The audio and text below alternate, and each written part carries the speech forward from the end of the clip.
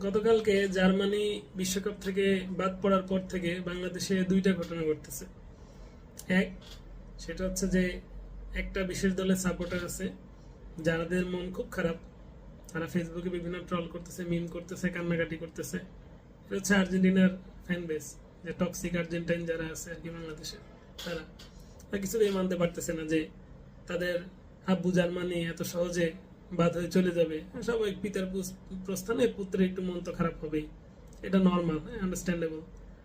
তার আরেকটা দল আছে যাদের মন খুব ভালো, এটা হচ্ছে পর্তুগাল ফ্যান বেস।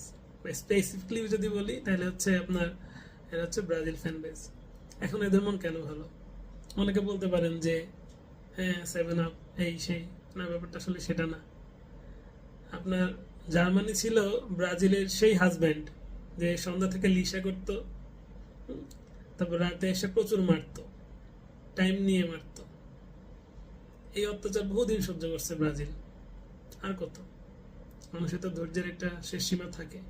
তো কালকে যখন জার্মানি সারপ্রাইজিংলি আউট হয়ে গেল প্যারাগুয়ের মতো একটা দলের সাথে হেরে, তাদের একটা আনন্দ আর ধরতেছে না। তারা মানে একটা মুক্তির আনন্দ, বিহঙ্গের মতো, এটা স্বাভাবিক। কিন্তু আমার চিন্তাটা অন্য জায়গায়, যে দেখেন, যে কোনো একটা সম্পর্ক গড়তে যত সময় লাগে, ভাঙতে কিন্তু তার চেয়ে অনেক কম সময় লাগে। সম্পর্ককে সময় দিতে হয়। তো এই জন্য আমি বাংলাদেশে যারা ব্রাজিল কিংবা জার্মানি সাপোর্টার আছেন তাদেরকে বলতে পারি যে আপনারা এই মুহূর্তে বাংলাদেশের সবচেয়ে যে বিখ্যাত সাইকোলজিস্ট, কাপল কাউন্সিলর ডাক্তার কুশল, তার কাছে যেতে পারেন। গিয়ে আপনারা আপনাদের প্রবলেমগুলো সর্ট আউট করতে পারেন। আপনাদের রিলেশনশিপটাকে একটু টাইম দেন, দেখেন উনি কি বলে, যে নামাজ পড়েন বা বাচ্চা নেন, এসব ট্রাই করে দেখেন হয় কি না।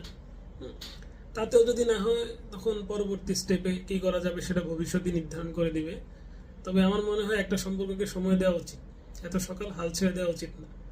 আর আর্জেন্টিনার সাপোর্টারদেরকে বলতে চাই যে আপনারা নতুন কাউকে খুঁজে নেন, ওই বাবা দিয়ে আর কাজ হবে না। আপনারা নতুন বাবা খুঁজে নেন। আর ব্রাজিল সাপোর্টারদের জন্য অনেক দোয়া করেন, শুভকামনা রইল। ব্রাজিল এবার বিশ্বকাপ জিতবে ইনশাল্লাহ, মিশন এক্সট্রা কমপ্লিট হবে।